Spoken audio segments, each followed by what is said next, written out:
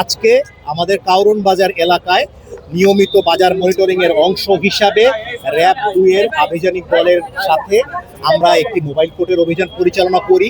এই অভিযানের মূল উদ্দেশ্য ছিল রমজানে দ্রব্যমূল্য স্থিতিশীল রাখা, ভেজাল দ্রব্যের যে অবাধ বিস্তৃতি সেটা রোধ করা এবং একই সাথে যারা বিক্রেতা রয়েছেন তাদেরকে সচেতন করা যাতে তারা এই রমজান মাসে ভোক্তাকে অতিরিক্ত বা মেয়াদোত্তীর্ণ বা এই ধরনের পণ্য দিয়ে ভোক্তাকে বিব্রতকর পরিস্থিতির মধ্যে না ফেলেন।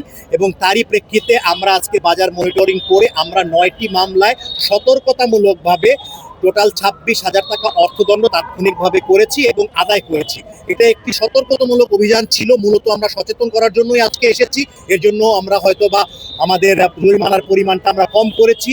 আমরা এই অভিযান সম্পূর্ণ রমজান মাস জুড়ে অব্যাহত রাখবো এবং পরবর্তীতে এই ধরনের অপরাধ যদি হয় আমরা এই ধরনের অপরাধের ক্ষেত্রে আমরা কঠোর থেকে কঠোরতর আইনি পদক্ষেপ গ্রহণ করবো।